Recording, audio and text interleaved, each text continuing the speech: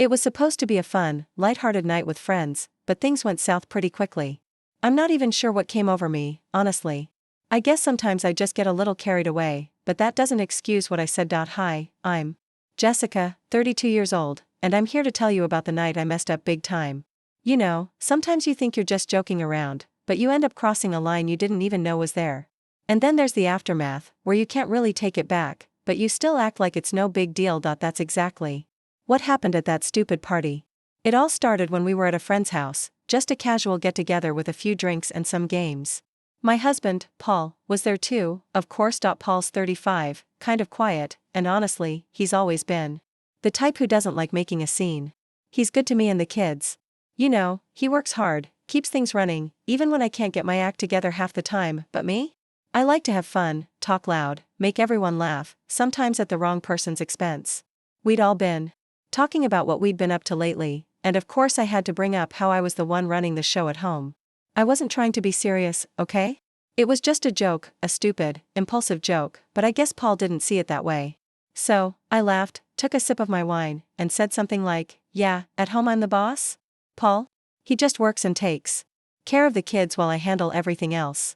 I mean, I do everything. I'm the real head of the household." The room went quiet for a second, and then everyone just kind of stared at Paul, waiting for his reaction. And I thought it would be funny, but it wasn't funny to him. He kind of smiled, but it was one of those forced smiles. I could see the tension in his face. He didn't say anything right away, but I could tell he wasn't thrilled. I should have dropped it right there, but I didn't. I just kept talking, not thinking about how it might hurt him. I started going on about how I was managing all the bills, making decisions about the kids' schools, and even handling our finances, which, let's be honest, I'm terrible at. I'm really bad with money. But I just kept pretending like I had it all together. Maybe I didn't want to admit that I'm impulsive, that I get bored and make stupid purchases, that I don't keep track of things the way I should. But hey, who needs to admit that when you're trying to play it cool, right?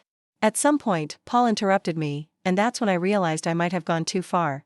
He said, "You know, Jess, you act like I don't do anything around here, but you're the one who spends money without thinking. You're the one who buys things we don't need, and then I have to clean up the mess."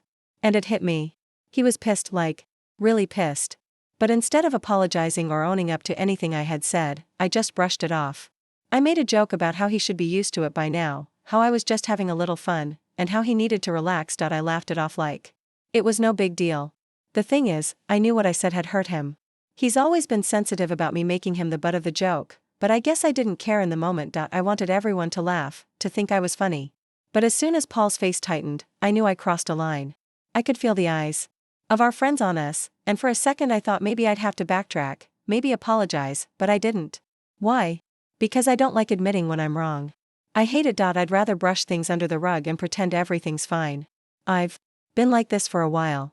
Maybe it's the way I've always been, but it's easier to act like I don't care than to own up to my mistakes. After that, the whole mood shifted.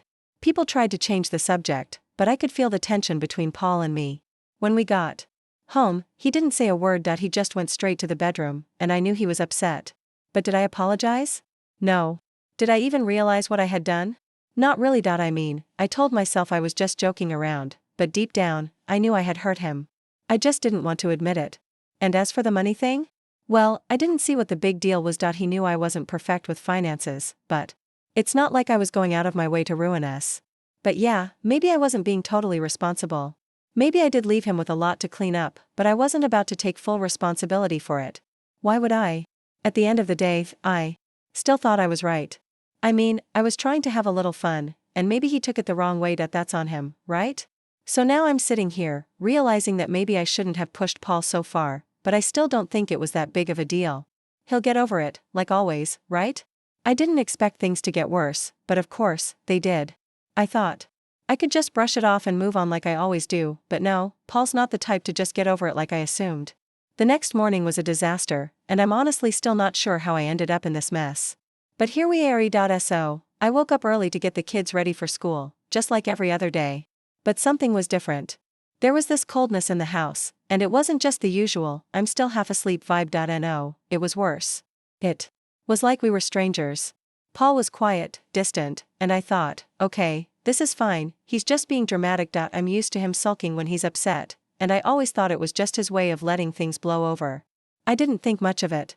But then, as I was making coffee, he walked into the kitchen and said, "You know, Jessica, I'm tired of being the joke. I'm tired of you acting like I don't contribute to this family."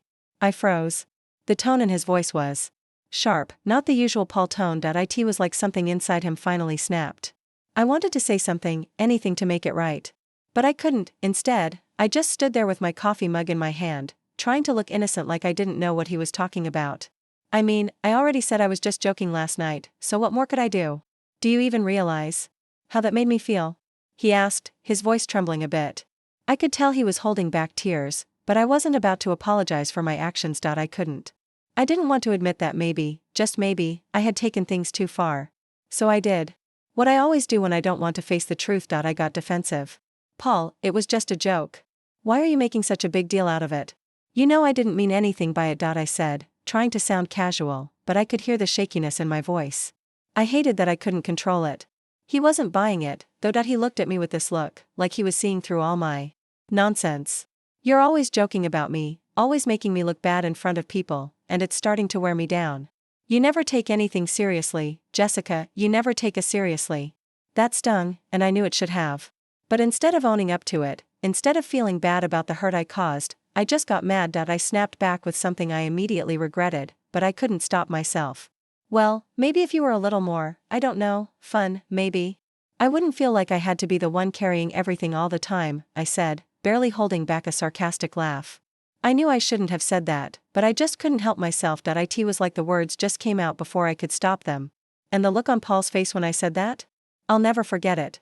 It wasn't just hurt, it was anger, pure frustration. But I wasn't backing down. I tried to play it off, like I wasn't really mad, like I was just letting off some steam, but I wasn't fooling anyone, not even myself. Deep down, I knew I was just deflecting because I didn't want to face how badly I messed up. I hated when things got too real, when I couldn't just brush it off and pretend everything was fine. So, we spent the rest of the morning in silence. The kids, of course, had no idea what was going on. They were just excited for school, which I guess was a blessing in disguise, but I could feel the tension between Paul and me, even when we weren't talking. And the worst part? I didn't care enough to fix it. I thought, well, he'll get over it. He always does. But I didn't realize how wrong I was until later that afternoon when I went to check on the bank account. Paul usually handles all the bills because, let's be honest, I'm not good with money. I can't keep track of it for the life of me. I always end up spending more than I should on stupid stuff, and it just piles up. But when I looked at the account, I saw a big problem. Paul had pulled all the savings out, like everything. I went into a full panic mode. What the hell was going on? Did he really just take everything? I called him immediately, my heart pounding in my chest, but he didn't pick up. He never picks up when things get tense like this. So I tried texting, hoping to get some sort of explanation. Finally, he called me back, but the tone in his voice was icy. "I've had enough, Jessica. You don't take anything seriously, not our finances, not me, not this family. I'm tired of being the one who holds it all together while you just do whatever you want. I can't keep doing this." I felt like I was going to choke. The reality of the situation hit me all at once. I had pushed him too far, and now he was pulling away, but what did I do? I went into full-on damage control mode, like always. "Paul, don't do this. We can fix it, I promised. I'm sorry. Please, don't be mad. You know how I am. I didn't mean to hurt you." But the more I begged, the more I could tell it wasn't working. He didn't respond to my apologies. He just kept repeating that he was done. And I was left there, knowing that I had pushed him too far, but still not really taking full responsibility for any of it. I told myself it would be fine, that he'd come around, but deep down, I knew this was different. This time, I might have pushed him too far. The next few days were the quietest I've ever experienced in this house. It was so bad, I couldn't even look at Paul without feeling that heavy weight in my chest. But honestly, I still didn't know how to fix it. I didn't know how to apologize without feeling like I was giving up everything, and maybe I wasn't ready to do that. I mean, sure, maybe I was the one who made the joke, who made him feel small. But he could have just let it go. Why didn't he? He's always so sensitive about stuff like that. Why couldn't he just laugh it off, like everyone else? I tried to justify my actions in my head because, honestly, I didn't want to face the reality that I'd messed up. But things weren't getting better. If anything, they were getting worse. He wasn't speaking to me like he used to, and even when we were around the kids, it was like we were just going through the motions. The kids didn't understand, but I knew they could feel the tension. I felt it too. Every time I looked at Paul, there was so much anger in his eyes, so much hurt, and the worst part?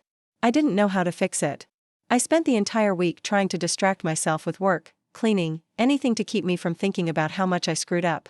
But at night, when the house was quiet and everyone was asleep, I'd lie there and think about the conversation we'd had, and I'd wonder if I could have said something different. Could I have handled it better? Could I have actually apologized for once? I never used to care about stuff like this, about whether or not I hurt Paul. I always thought he was just being dramatic, that he'd get over it eventually. I never thought it would come to this, never thought he'd actually shut me out completely, but I couldn't make myself apologize. That would mean admitting I was wrong, and I just couldn't do it. Not yet. On Friday night, after the kids were in bed, Paul finally spoke to me again. We were sitting in the living room, the air thick with unspoken words. I wanted to say something, anything to make him understand where I was coming from, but my pride was stronger than my desire to fix things. Jessica, he started, his voice barely a whisper. I'm done. I can't keep living like this. I can't keep giving you the benefit of the doubt, only for you to keep pushing me away. You don't respect me, you don't value me, and I'm tired of pretending that everything's okay when it's not. His words stung, but I wasn't going to let him see how much they hurt. I couldn't. I had too much pride for that. So instead of apologizing, I said the only thing I could think of in the moment. Paul, I didn't mean for things to go this far. But I'm not just gonna sit here and act like I'm the one who messed everything up. You're the one who took all the money out of the account. You're the one who's shutting me out. It was a cheap shot, I'll admit. But I couldn't help it. I had to defend myself. I couldn't just let him make me feel like the villain here. You don't get it, do you? He asked, his voice trembling. I've been trying to hold it together for so long. Jessica. I've been carrying everything, and you just keep taking and taking without giving anything back. I'm done. I can't do this anymore. And that's when it hit me. He was serious. He wasn't going to forgive me this time. There would be no more pretending that everything was fine. I was losing him, and I didn't know how to stop it. The rest of the night was a blur. We didn't say much after that. There was nothing left to say. I just stayed in the living room while he retreated to the bedroom. It was like we were living separate lives in the same house, and I couldn't ignore it anymore. The next morning, Paul was gone. He didn't even wake me up before leaving. I got out of bed to find a note on the kitchen counter. I'm taking the kids to my mom's. I need space. We'll talk later. And that's when everything finally sank in. I had pushed him too far. I'd gone too far this time. I wasn't ready to face it, but I had no choice. I sat down on the couch, feeling like everything I'd worked for, everything I'd taken for granted, was slipping through my fingers. But did I really take responsibility? Did I truly own up to my actions? No. I just sat there feeling sorry for myself, wondering how long it would take for Paul to come back and fix things. I couldn't help it. I wasn't ready to admit I'd messed up.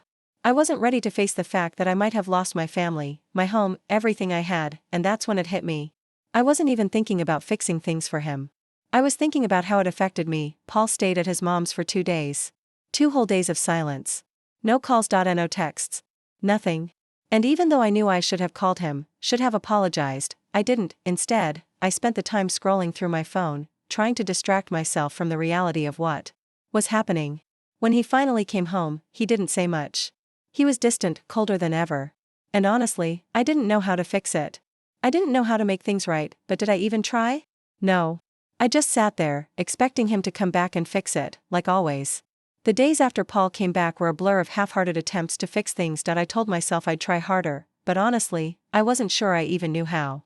I expected him to just magically forgive me and go back to the way things were, like nothing had happened. But that didn't happen. It didn't work like that. I would tell myself that things were getting better, that we were okay. But deep down, I knew I hadn't really changed. I hadn't learned anything. I was still too proud to admit I was wrong. Sure, I apologized in passing, but it wasn't genuine. I just wanted things to go back to normal, without taking responsibility for how I hurt him. I couldn't stop blaming him for everything that went wrong, even though I knew deep down I was the one who'd pushed him to the edge. Weeks went by, and things stayed cold. The silence between us grew more unbearable. Our conversations were superficial. Like we were roommates rather than a couple. We'd talk about the kids, the house, and other meaningless things, but anything real, anything that mattered, was left unsaid. And I let it happen. I spent nights lying awake, wondering when things would go back to how they were. I couldn't understand why he was still so hurt, why he couldn't just forgive me and move on. But I wasn't ready to face the truth. I had damaged something irreparable, and maybe it was too late to fix it now. Maybe I had pushed him too far. Maybe my joke, my pride, my refusal to take accountability, had all been the final straw, but it wasn't about the joke anymore. It was about the way I treated him over time. The way I took him for granted, thought I could do whatever I wanted without facing the consequences. Paul eventually packed up his things and left for good. There was no dramatic confrontation. No last argument, just him walking out the door, taking the kids with him, and leaving me in the house we had built together. And that was it. He was gone. It's hard to admit, but I haven't really learned my lesson. I still feel sorry for myself more than I feel sorry for him. Maybe someday I'll realize the full extent of the damage I've caused, but for now, I'm just left here, trying to piece together what's left of my life and wondering if I'll ever be able to fix the mess I made. But deep down, I know I can't. It's too late for that, and maybe it's for the best. I don't think I'll ever understand how I ended up here, but I've come to terms with the fact that I'm the one who made it happen. It wasn't him. It was me. And I guess that's the hardest part to accept.